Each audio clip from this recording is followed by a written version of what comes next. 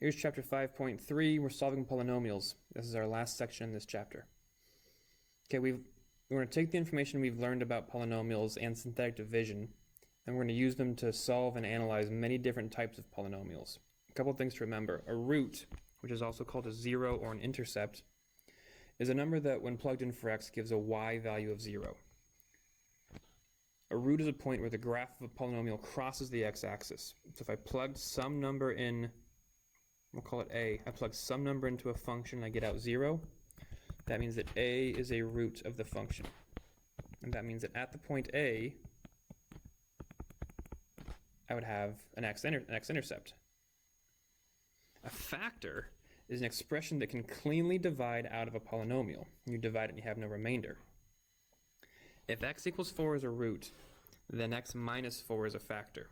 Okay, that's the relationship between roots and factors. If x equals 4 is a root, then x minus 4 is a factor. If x equals negative 1/2 is a root, then 2x plus 1 is a factor. So we could say x equals negative 1/2 is a root. Well, if I add a 1/2 to one side, to both sides, that means that x plus a half equals 0, which makes it a factor. But we don't like having that 1/2, so I multiply everything by 2. Just multiply both sides by 2, and that means that 2x plus 1 is my factor. So if x equals negative 1/2 is a root, 2x plus 1 is the factor.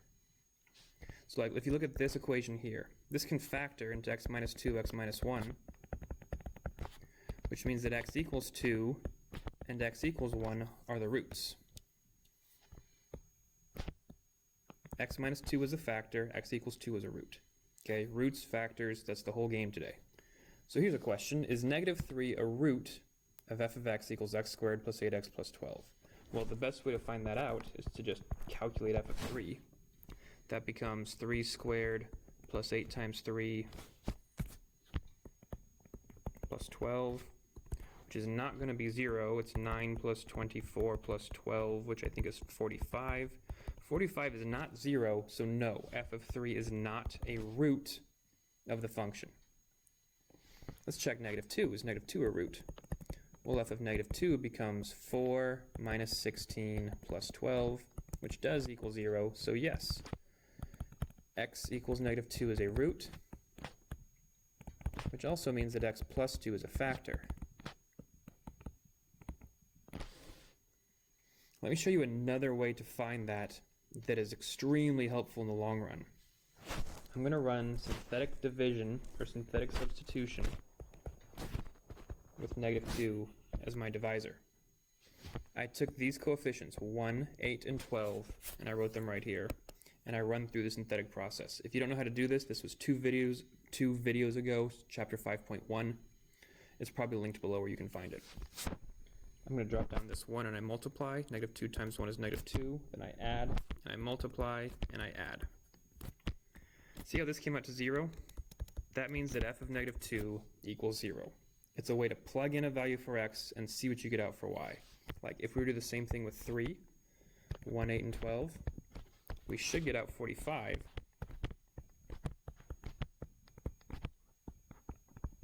We do. You plug in 3, you get out 45. So we knew that was going to happen already. The reason this is so nice with synthetic substitution, which is still, again, the same thing as synthetic division, they're no different at all, we just call them different things for whatever reason.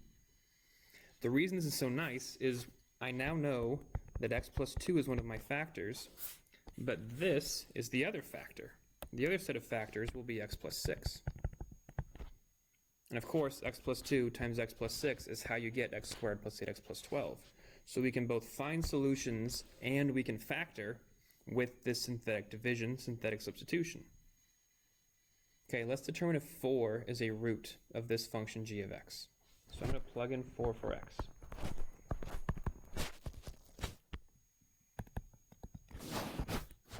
One, 4, 2, 8, 6, 24, 0. Yeah, it is. So that means x minus 4 is a factor, but if I factor out x minus 4 from this expression, I'll be left with x squared plus 2x plus 6. what students often struggle with is how to know what terms to write next. Like when you have these numbers down here at the bottom, 1, 2, and 6, how do you know where to start, where to end? Here's what I think. I think after this box, this has no x's, and I just count up. This has 1x, this has 2x. So it's 1x squared plus 2x to the first plus 6x to the 0, but 6x to the 0 is just 6.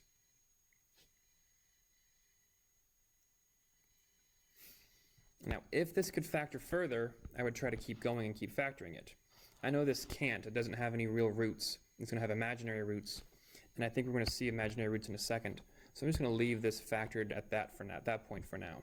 But we found a root at 4, and so we have a factor of x minus 4. Okay, we're going to find all the roots of this function. There's a theorem called the rational root theorem, which is really cool and really handy. Here's how it works. You take your constant value, which we're going to call p, and you write out all the factors of p, which in this case is just plus or minus 3 and 1.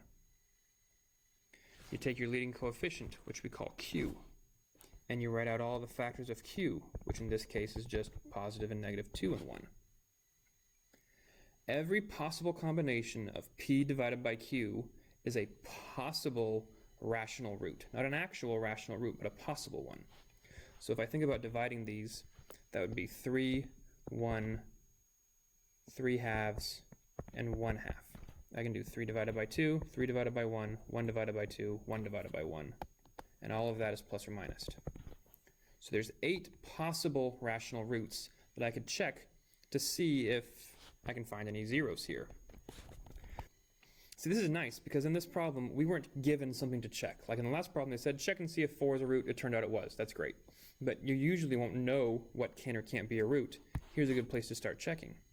So I'm going to see if 3 is a root, if 1's a root, -1, -3, etc. A really good way to do that is in the table function of my calculator. So I press the y equals to clear out this one. I have 2x to the third minus 5x squared minus 4x plus 3. I'm going to pull up my table and just type in the numbers 3, -3, 1, -1. I already have 2 zeros. Now there's supposed to be 3. We know the number of zeros will match the degree, so there should be 1 more 0. So I'm going to check the halves. If I do 0.5, it's a 0, so I've got 3 zeros now. 3, -1, and 0.5. Well, I want to find all the roots, which I've done. I also want to factor this. I didn't say that here, but I'm going to factor this also. So let's go through this. I knew that 3, well, what was the first one? What was the easiest one? -1. -1 is probably the easiest one. Let's start with 3 because it's positive. I know 3 was a root. So I plug in 3 to 2, -5, -4, and 3.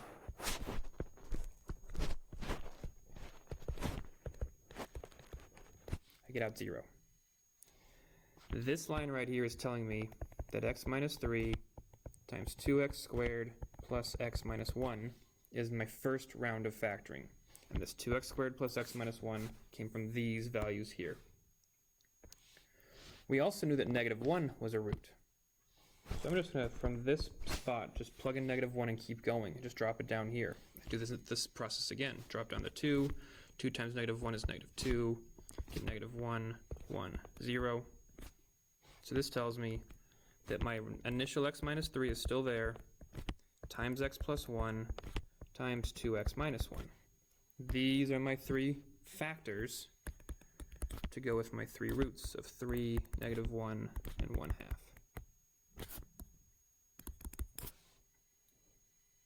So I can use the synthetic substitution to find all of the factors and all of the roots quite quickly and quite simply. The rational root theorem tells me where to start guessing and checking. Okay, we're going to do 2 more, just because I want you to get lots of examples you can see. Notice in this problem here, this f of x, I can factor out a GCF. Always factor out a GCF whenever possible. This makes my p and q process quite a bit simpler. My p value is 20, but my q value is 1. So p over q is going to be plus or minus 20, 10, 5, 4, 2, 1, all divided by 1. 1, 2, 3, 4, 5, 6, 12 possibilities. I'm going to graph it again. Last time I didn't graph it, actually. This time I will. Press y equals. Type in the initial equation. Don't type in the simplified one or the factored one, because you might have made a mistake somewhere. You always want to be checking things in your initial equation because it's the true one to be working with. You can't make mistakes. I'm going to press graph and see where my zeros look like they are. Ooh, I only see 1, and it looks like it's at -5. Let's pull up the table to make sure. I'm going to plug in -5 to my table. That gets me out 0. To pull up your table, press second graph for the record. Second graph is table. Yes, -5 gets me out 0. -5 is one of my roots. So I'm going to plug in -5. And I'm going to I'll go with this equation here because at this point I just got to trust it. 1, 5, 4, 20. 1, -5, 0, 0, 4, -20, 0. All right. So this can factor into, don't forget the 2, 2 times x plus 5 times x squared plus 4. Well, x squared plus 4 is a quadratic that we know how to solve. In fact, it's a quadratic that only has one x term in it. So to solve it, to find its roots,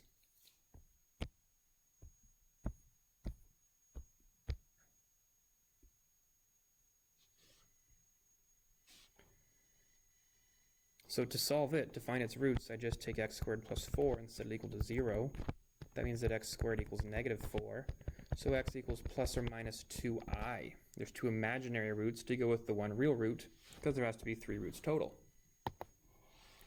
So we probably wouldn't write the factoring as this. I mean, I'm going to show you this because I want you to know this is really what's happening. We have x plus 2i and x minus 2i.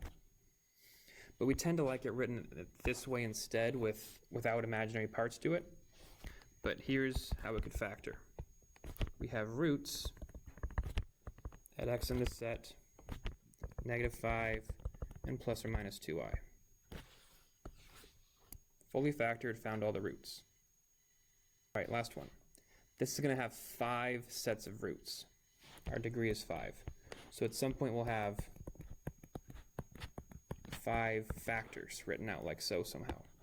There is no GCF here. I can't pull a 2 out of everything because this term doesn't have a 2 as a coefficient anywhere. So I'm going to play with P and Q. The factors of P are plus or minus 32, 16, 8, 4, 2, and 1. The factors of Q are plus or minus 2 and 1. Now every term here can divide by 2. So dividing by 2 is only going to make a new number at a half. So the possible rational roots, rational means can be written as a fraction, like a third or 2 or -6. These are all rational numbers. Irrational numbers are like root 3 and 2i. So we're talking about the roots that are going to be relatively clean, fractions of some sort, fractions of integers. So the possible rational roots are at plus or minus 32, 16, 8, 4, 2, 1, and a half. Okay, let's graph the function. 2x to the 5th plus x to the 4th minus 32x to the 3rd plus 72x. So notice how this skipped over an x squared term. That's going to be important in a second. There was no x squared term here, plus 32. Press graph. It looks like there's roots at -4 and 2 and 3 and everywhere. Lots of roots in there. We're going to be our best guess to find them is going to be by the table. Let's just check the numbers that we know are possible, like 1, -1, 2, -2, 4, -4. Based on the graph, I don't think it's going to be anything past -4. Like it's not going out to 8 or 16 or 32, but it could be the halves. 2 got us a 0 and -4 got us a 0. Let's check 0.5 and -0.5. There's our third. -0.5, 2, and -4. We know these are the first 3 roots, and there's going to be 2 more. So let's find them. start with synthetic. I have the coefficients 2, 1, negative 32, 0, 72, and 32. We skipped over x squared, so I have to have a 0 for this x squared term as that placeholder. Drop down to 2, 4, 5, 10, negative 22, negative 44, negative 44, negative 88, negative 16, negative 32, 0. So what we have so far, this tells us we have x minus 2 times 2x to the 4th. Yeah, I drop it by 1, so 2x to the 4th plus 5x to the 3rd minus 22x squared minus 44x minus 16. Whew. Okay, we also know that negative 4 is a root. It doesn't matter what order you do these in. I'm trying to pick the non-decimal one first, just because I want to.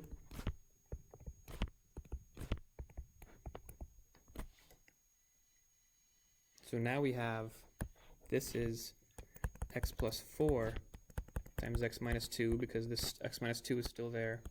And this is 2x to the 3rd minus 3x squared minus 10x minus 4.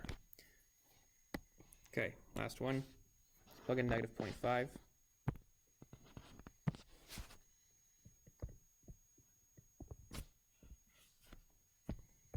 Two, negative 1, negative 4, 2, negative 8, 4, 0. X plus a half.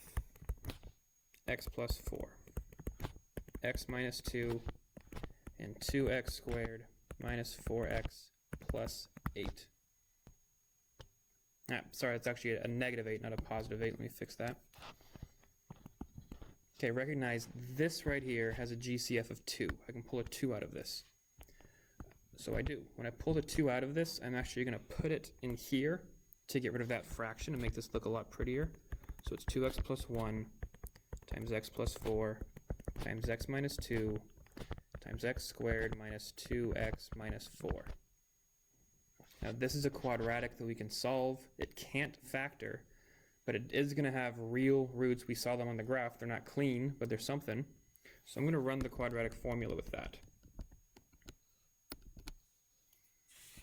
So x equals negative b plus or minus the square root of b squared minus 4 times a times c, all divided by 2a, which is 2 plus or minus the square root of 20 over 2, which is 2 plus or minus 2 root 5 over 2, which is 1 plus or minus root 5. So our roots can be found at x is in the set 2, negative 4, negative a half, and then 1 plus or minus root 5. And for factoring, we're just going to leave that like this. I don't want to have to write out those radicals in my factors. I'm just going to leave it written as such. There's my factoring, there's my roots. Big problem, but I like to do big problems because it lets us see everything all at once. You can always refer to this problem, watch the video. You have a degree of 5, which is pretty impressive. We could find all 5 of the roots, which we could see on the graph. Now we can just see where the messy ones are. Clean and dirty. So remember, if a polynomial has a root at x equals p, then it has a factor at x minus p. The rational root theorem tells us that all the possible rational roots can be found at factors of the constant term, which we call p, divided by factors of the leading coefficient, which we call q, p over q. Imaginary roots will always come in pairs. I don't think I said this in the video, but if x equals bi is one of your terms, then x equals negative bi is the other. Like we had a positive 2i and we had a negative 2i in our example. They will always come in pairs, a plus or a minus. That's only imaginary roots. You use synthetic division or synthetic substitution to factor polynomials fully. Boom, chapter over. Thank you so much for watching. I hope you enjoyed it as much as I did, which I'm sure you did because it's a video about math, and how could we not enjoy that? If you found it helpful, please subscribe, please like it, please share it. If you're taking my class, you've got a video quiz about this, so go do that. If you're not taking my class, then congrats, you've avoided having me as a teacher, and that is a real win for you. And Comment below if there's anything that I did wrong or you have questions about or you could improve upon. And then we'll just spend the rest of the time stalling as we watch this little spirograph go around and around, mesmerizing all of us. And if I were really smart, I'd find some way to, like, hypnotize you and profit off this and say, send me your credit card information or something. So do that. Almost done. 2 more. Pop, pop, pop. Yeah, now it's complete. And then it just starts kind of thickening. You could watch this all day. I'm going to not let you do that.